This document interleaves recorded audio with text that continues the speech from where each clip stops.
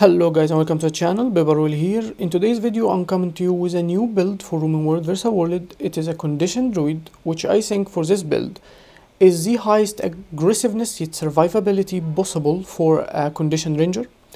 It is really good, can adapt to any situation. It has a little bit of downsides and a lot of advantages in playing it. It can like fill the gap or the weaknesses that even my main build have, with a little bit of weakness of its own that we're gonna discuss everything in details with tips and tricks. So this build can be a little bit difficult to get really pro at it, so I would suggest you really pay attention to the entire video if possible. But like always, there's gonna be timestamps and direct link. But even for me as a really main ranger, it wasn't so simple just to adapt to the build immediately. This build is a little bit tricky. Now without further ado, let's go right into the build itself. So the build itself is not different from my main druid. I go with the same trait line with the same choices. I go skirmishing, wilderness survival and druid. For skirmishing we go vigor on dodge, on 8-second cooldown, higher bleed damage to all our bleed, and light on your feet to support our short bow for lower cooldown, piercing and higher damage, and effectability like vulnerability on skill 5. And the miner giving us the source of swiftness we need every time we swap weapon, whether to the other weapon set or through Celestial Avatar. We get swiftness, we get fury, and we get swiftness from this skill, and that cover most of our movement speed. And also we have a little bit of mobility through lightning reflexes and through skills of sword. And this is how we get mobility, and also with the super speed and stealth from Celestial Shadows. So that cover our mobility. This trait is about critical damage. It's about traits that we don't care about. Wilderness survival, we take lesser muddy terrain for extra cleanse, immobilize and slow. Just really good to if people chasing you or if you're trying to keep someone immobilized, and also as an extra condition cleanse. We get this trait that given us 120 condition damage on short bow and 240 on the other set because we have dagger, and it lowers the cooldown of the dagger skills, so it is perfect now with our build. And wilderness survival for condition cleansing and just lowering the cooldown of all of our skills except the glyph probably. We get natural vigor for speeding up gaining our dodges. We get protection on dodge and protection heal us, so we can fill Celestial Avatar through heal and protect ourselves a bit through dodges. It's synchronized really well with druid. And for druid, we get cleansing on Celestial Avatar, we get Celestial Shadows, which really effective for this build. It is the main source of kiting, even so you have mobility. We're gonna discuss what's the problem with the mobility in this build, or sorry, kiting through movement. So Celestial Shadows, we use it to juke. If we're stealthing, like in any way like this, we be walking like this, and once we leave, we change direction. It is the most simple idea, but you have to do it. With main druid, we don't care about doing that because most of the time we just can move so fast. We leave Celestial Avatar on staff, so we can simply just go away immediately. But for this build, we will utilize it a little bit differently. And the last is Ancient Seed, obviously, which is the perfect thing for druid. Now, even our skills, we don't change it. We go with Throw Languid, we go with Lightning Reflexes, Sharpen Stone, Glyph Equality, and Entangle. For this build, I do not change Glyph Equality, like ever. It is really important. There is no other skill will take its place. For my main druid, sometime I could use Quickening Zephyr, but for this build, no, absolutely no. The trick it will give you, when I explain it later in the build, you will understand why it's so valuable. It is defensive skill, it is offensive skill, it is just perfect. You can't really play without it. I mean, even the tricks you can do it without it, but it just gives you an extra play you can always do. Now for the bits, I use iboga as the main bit, or the bit that you don't change in this build, but the other bit is changeable. So let's start with iboga. How do I use it, or why do I go with iboga? First, iboga can cover a lot of damage and be really effective and give you even cover condi that you do not apply yourself. Confusion, torment, and more confusion. So it just, you will start spreading with immobilize, vulnerability, poison, bleed, a lot of things, and she just add more. That's for a start. Second thing, it says for this skill too. This skill is a projectile from 1200 range will ball to 1200 range. So iboga, when she balls someone, like this wood for example, it will be right in front of her, just bullet the entire area. So it is a projectile, that means it can be stopped actually.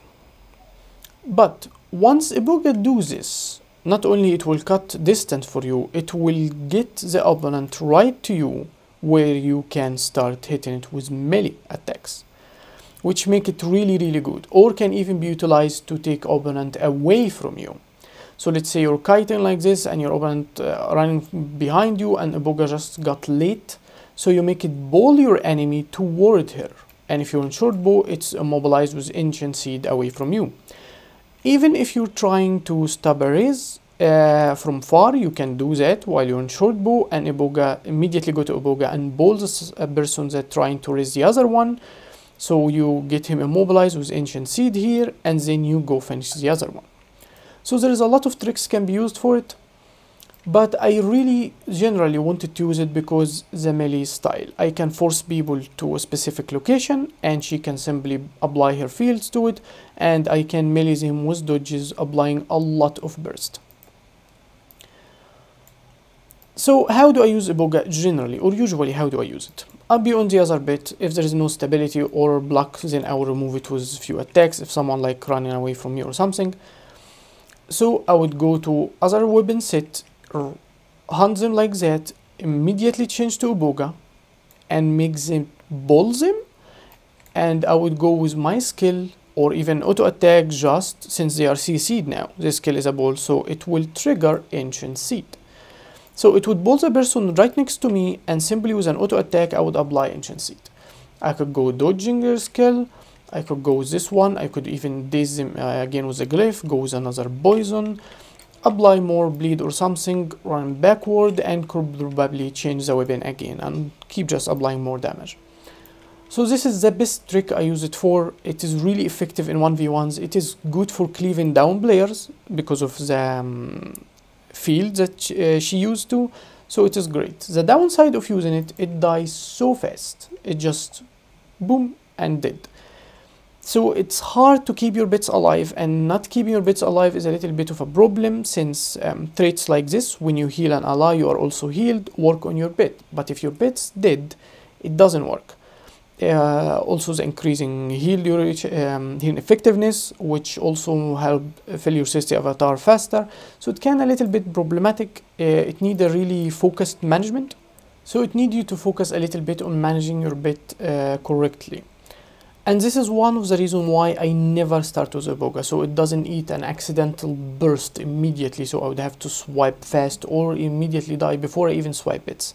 So I usually start on the second bit, and the second bit has to be tanky, so we can solo stuff, or at least be sure to keep our bit alive more.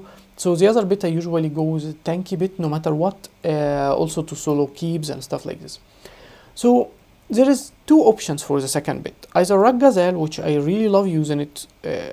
Usually I wouldn't change from it, but it is not the smartest option. I would talk about its advantage versus the other option. But the other option, for the first time, we're gonna be using Smoke Scale. Now, let's say why Smoke Scale is the best build, especially if you got really experience with this, or if you think you're good enough to play this build without Rock Gazelle, which Smoke Scale actually can be even better and save your life even better, but if you can utilize it good. So Smoke Scale usually starts the fight immediately with Smoke Assault. It stacks to itself some might, it evades hits, and then it goes to Takedown, which is a knockdown. That means a simple auto attack will trigger Ancient Seed. The first downside to this, he need to finish casting this skill 1.5 seconds and then finish casting this skill, which means 3.25 seconds. But usually he would walk a small distance, so it can reach up to 2.25 seconds, but it can reach close to up to like 3 seconds or whatever, because of this simple walk that it does sometimes. So when the fight starts, you need to wait for about 3 seconds before you see either your opponent dodge it, so you would use skill like this to trigger Ancient Seed on him, or it already happened because of takedown and you simply auto attack and continue with CC when needed.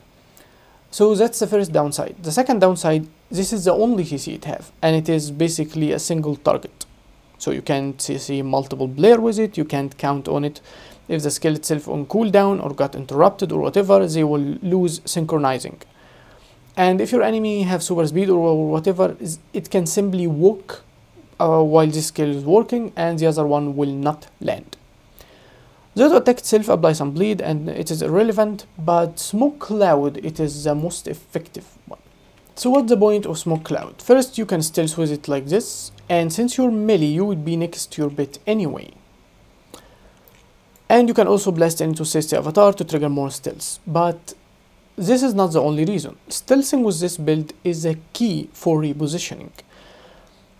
The sword skill allows us to leave only 600 range, and if we're already in melee fighting, 600 is smaller than any ranged weapon in the game. Which means you did not kite, you can still be hit, knocked out, CC'd, immobilized, anything is still possible. The distance you create will not benefit you unless you're fighting a melee opponent. And even if you're doing that, they can switch to a ranged weapon and still hunt you. So that is a little bit of a problem. But if you have in stealth, you can simply do that and they don't know where you are, and you can reposition carefully. And why smoke skill this time? First, unlike staff, we can be in melee range with our bit. We can be next to him and hit since we're using a melee weapon. But when we used to use staff, we are in range all the time, or trying to be, while our bit is chasing our target. And in melee range, you can stealth, as we said, even if your opponent like immobilized here, to break target, you can keep dodging with skills like this, attacking again, skill like this, even like this one. And in range, it is a smoke field, which means projectiles in it will apply blinding. So you would be hitting and not get hit back, which really effective in saving you from few hits or unnecessary hits, or making it annoying to your opponent since you're applying a lot of blinding and they can't really escape it. So this is why smoke skill is great. We discussed why he's bad and why he's great. He's great because of this skill, he's great because of this predictability that can force a dodge or whatever. But the downside is only 1 CC to 1 target that you cannot control, so you can't rely on it this much. The other option, which I use most of the time, is Rag Gazelle. I just love Rag Gazelle. Like, there is no talking about it. It is too tanky, it is great, it moves a little bit fast, it can like kite away, survive for more, which work greatly with iboga. It can survive a little bit better than smoke skill, depending on the situation because of smoke skill dodges and stuff. But it can apply immediately at the start of the fight, the days to 3 targets that goes right through them, and it is a 15-second cooldown, not 20. Hit those. The attack that you control for a single target can use to prevent raise, can use to just chain up CC after each other, locking down an opponent, which is really decent and great. And it have a decent damage, unlike smoke skill, which have perfectly like no damage. So Rag Gazelle is good for that. It can be used to save yourself even through CC, like even if you switch from iboga or whatever to it and someone hitting you in melee, Rag Gazelle is not CC'd and can immediately go to hit those.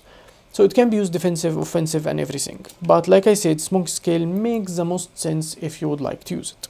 Now, for the gear itself, I go with Trailblazer entire armor, and I would suggest you go with weapons too, but I didn't do it myself, since I don't have gold to keep changing different sets to just test sigil and stuff. I just couldn't buy it. I felt it is kinda pointless unless I, like you see, 10 gold, so it was a little bit expensive to buy it directly. I only have the dagger Trailblazer, but you should go with Trailblazer. You would have like 4% extra for condition duration, and it is just overall better than Dire.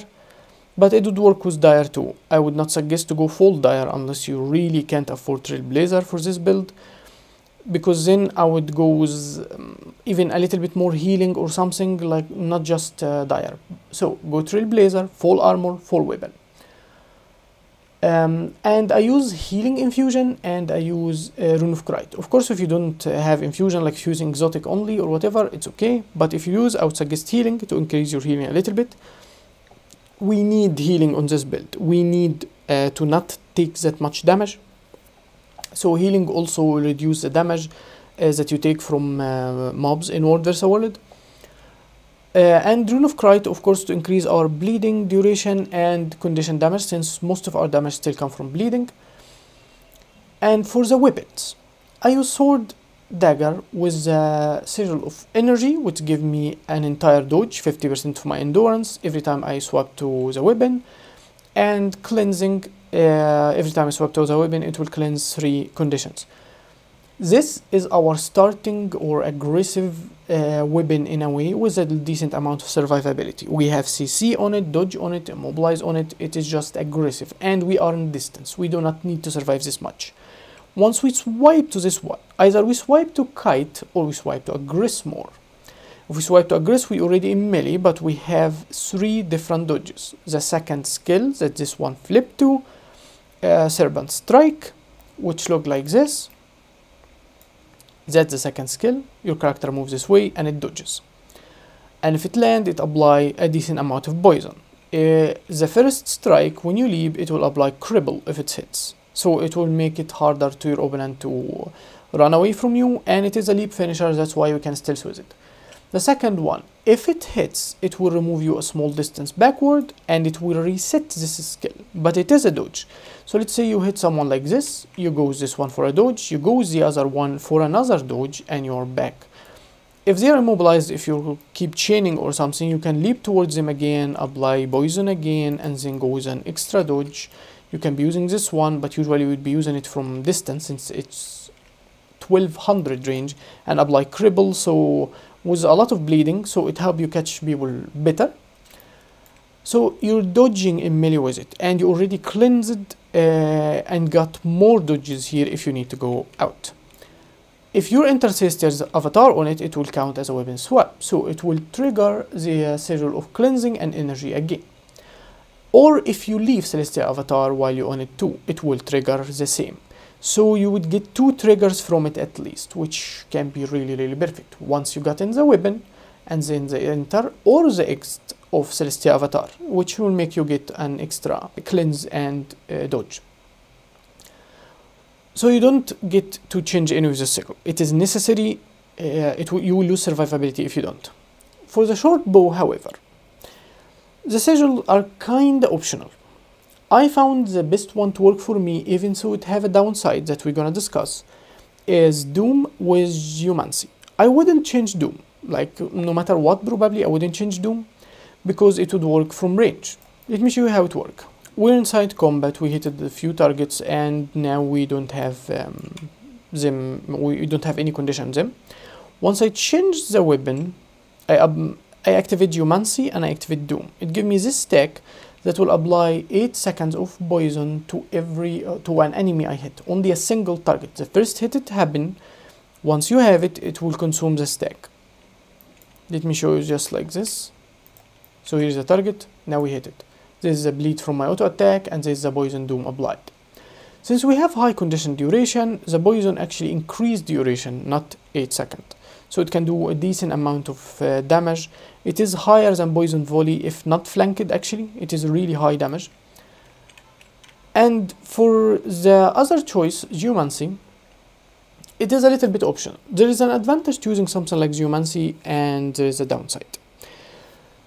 Simply the advantage, a sigil that trigger a hit all around you to every enemy around you, which means since it is actually a hit, it will trigger sigil Doom.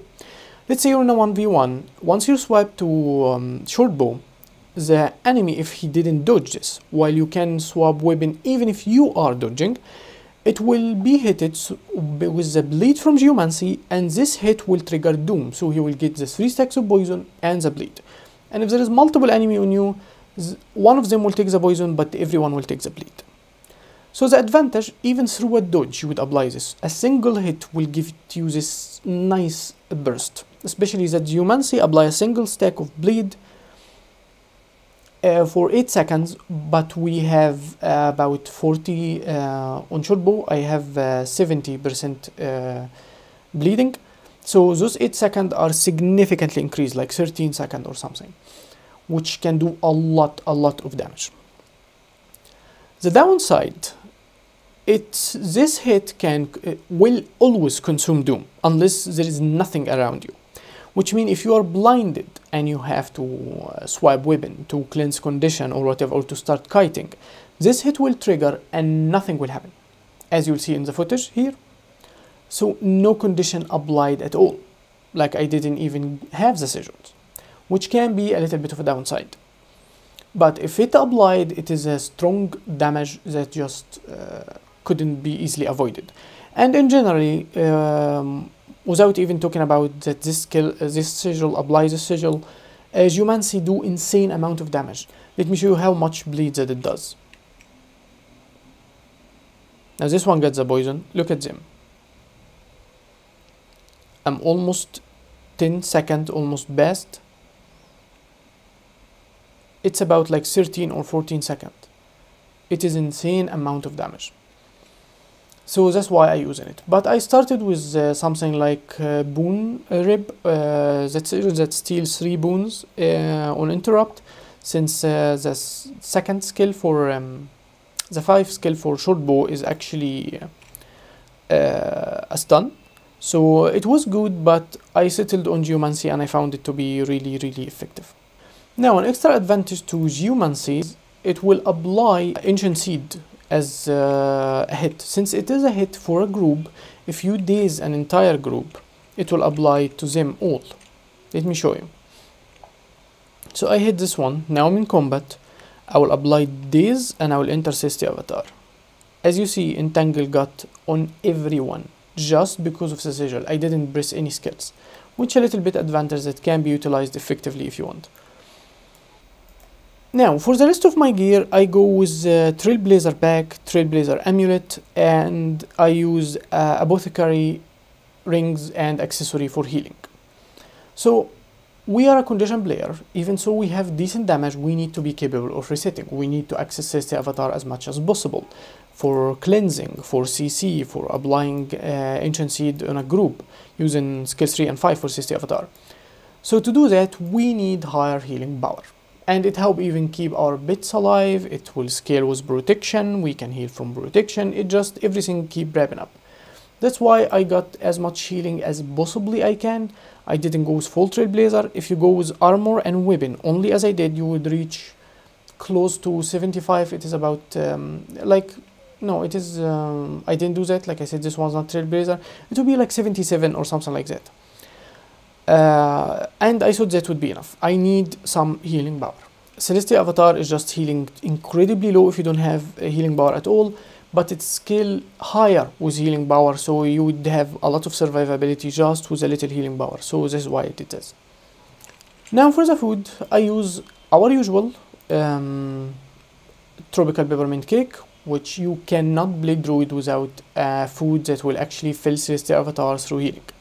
And I use combat quality tuning crystal, which you can buy from the permanent portable provisioner, this first one, or you can get from those boxes, skirmishing chests.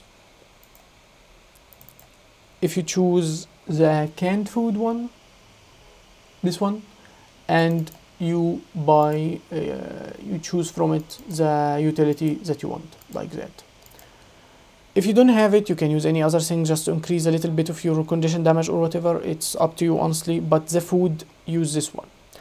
I would suggest, if you have the money, if you're not like me, with 10 gold exclusively, you would use this. I don't craft a lot of it, but it is the best. It will increase all of your attributes, so it would give you a little bit of healing power also, toughness, vitality, condition damage, even expertise and concentration. Give everything. It will have experience or whatever, but it will give you healing over a second and better trait, which can be really, really effective with it. Or even use holographic cake from Super Adventure Box, but that depends on how rich you are, honestly. Now let's talk about tips and tricks for the build in general. We already discussed the sigils one, we already discussed how we use our pits and how we go about sword and whatever, but we're gonna go further on using our weapon or how we start the combat in general. So usually I would start with Ragazal going and applying his daze by this one, or if it's smoke scale, I will go with I will wait for it to finish smoke assault and simply finish its knockdown. If the opponent's not CC, I will CC him myself. Or you can have another option. you would wait for you wouldn't wait for Smoke Assault to go off. You would simply go with your own stun if you can land it, applying Ancient Seed immediately at the start of the fight, and Smoke Scale will follow up with an extra CC, so you keep the opponent just locked down unless he keep consuming other skills to save himself. So it can be really effective. And you can go even with, if the opponent doesn't break off, you can go with Smoke Cloud and immediately go on your opponent with this. You would be at melee range, like he already put it on the other person while you're applying some blind, and you go with your skills to apply more burst and stuff like this. With an extra days from here, you can go to iboga, pull him in the same place he's standing, so he wouldn't be pulled out of Ancient Seed, which is a really good trick.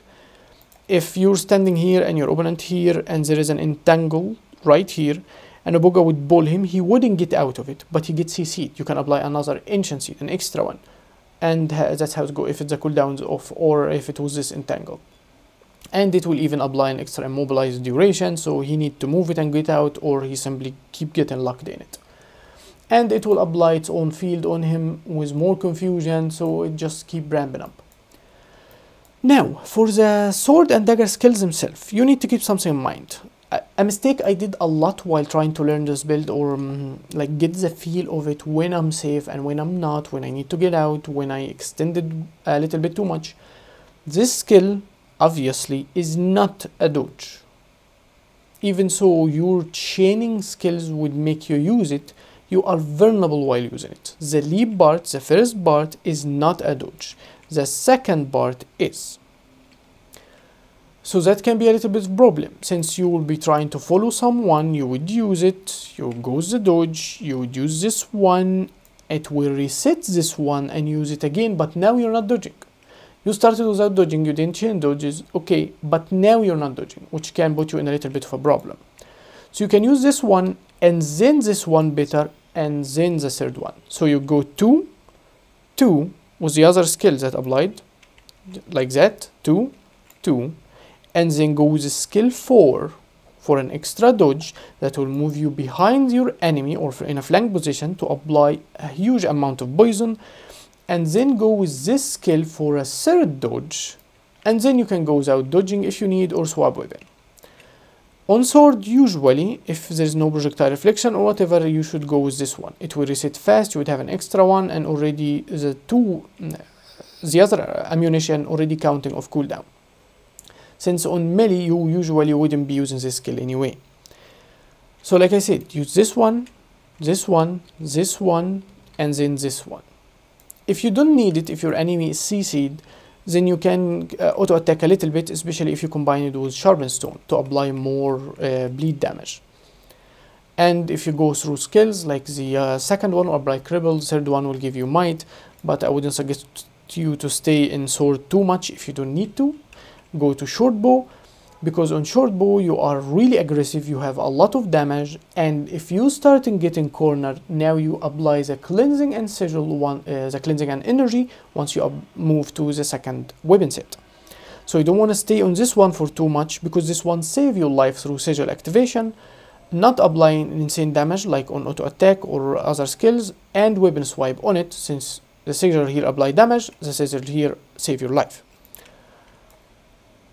Now, there is another few point I want to discuss, which is the start animation of this skill. I need you to watch it slowly. Once it starts, when your character move its sword, just like that, before this movement, it is not a dodge. So there is a small delay that sometimes can be utilized to your enemy, that the dodge doesn't apply. That beside somehow a bug that this skill sometimes doesn't work. Like at all, which really rare to happen. I don't know the circumstances of it, but sometimes it just doesn't work. You stay in the same position, you don't dodge, your character even get locked in an aftercast animation for like half a second or something, like really fast, but you're supposed to dodging a huge burst or whatever, but now you're eating damage, which really annoying, but I thought to tell you in the video. And if you watch it, the roaming one, the first clip I showed you in it when this skill didn't actually work at all. This one applies the dodge immediately. It is decent. It dodge for 1 second and a quarter when actually the animation is lower than that, so I don't know how it works. It doesn't feel that it dodge all that time, but this is how the animation goes, as you see. Another tip I want to talk about is Glyph of Equality and how I utilize it. So, as you see, if we're using short bow, we have a CC on that weapon. We have CC through our bits, we have CC on thirsty avatar. But there is no CC or disable skill that we can use on sword dagger. But with Glyph of Equality, now we do. Because we can use it on this weapon set. And once we use it like that, a simple auto attack or any hit will trigger Ancient Seed. Now our enemy can simply walk away from us and we keep chasing him, trying to cripple him, jumping toward him or anything, so we can keep him close to us, that our damage land. No, we simply immobilize him. So it is an extra days that offer us the ability to make sure that we land Ancient Seed on 10-second cooldown, and any other skill that you use instead of Glyph Equality will be less effective for survivability or defensive or offensive even, like damage. Even using something like Quickening Zephyr or whatever, it just is not worth it. Glyph Equality is the best. And using bits can do the same way, just near you and ball and simple auto attack will trigger Ancient Seed. But it is good to have an extra that you don't really have to count on your bit just to do it. And something like this, a simple jump and landing with Glyph Equality, the way I did it right now, is simply you already triggered Entangle. Now, what is the downside and the bright side to using this build comparing to my main build? The main difference is this one have higher damage through Trailblazer, higher condition duration, and it can offer some extra simple attacks damage and extra dodges, which make it less aggressive, especially in a 1v1 when you don't care about the hits. You don't heal through them. In reality, you don't even take them. But if you're using staff, you end up healing through the attacks, which mean you actually still taking them and the enemy just keep hitting you more. That's a good side. The bad side is, we already talked about this skill that it take you 600 radius, which mean every ranged weapon in the game can still hit you. You didn't actually kite this far. So you would have to reset or reposition yourself with a stealth, you would have to kite with a little bit of walk, count on an extra dodges, stuff like this in order to get away line of sight. You need to calculate your movement better. With staff, you can simply just go for 1200 range immediately, no problem. Or even immobilize people behind you or use a projectile barrier so the hits can't reach you. Which gets us to the second part. On staff, we have projectile barrier, which means we can tank and survive a lot of fights through range when people just bursting us, no problem. But with this build, we do not have any way to protect ourselves through projectiles. We only have some extra dodges, which leave us to a point can be overwhelmed through damage, especially in outnumber fights when there is a lot of range focus stuff like Sikkim Soul Beast, Dead Eyes, stuff like this. You count too much on dodges and they are simply not enough. Like the entire dodge to survive this huge bursts coming from everyone will give you like less than 3 seconds, and simply if you would have this skill, this single skill would give you 5 seconds, completely nothing happen. In fact, all projectile coming will be healing you, with the ability to kite even better. So that is the small downside that it have, but it can still survive well. It really perform greatly in especially 1v1s. It can adapt good to situations. That will be the last trick we're talking about probably, and now I'm leaving you some footage to see the power, survivability, the ability to 1v1, how fast or strong is the burst, like general ideas to give you a look into the build itself or an actual action of it. And don't forget to like and subscribe, share it with your friends if they love Ranger, and I'll be seeing you next time. She burns the bridges in my head by lighting up a fire. Bury my old thoughts instead, so you could feel the same. I live alone with you inside my mind. We would dance the night away to the morning light.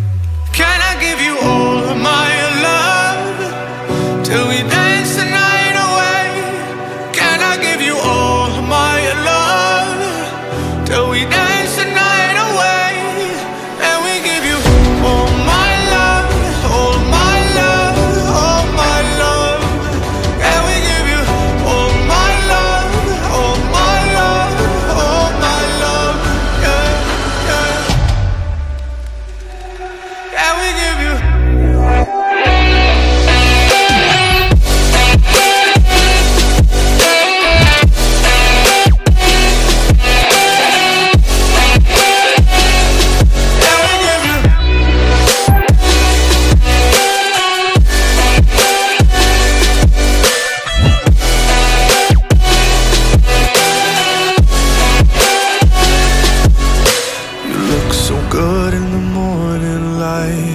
Reflections in my mind.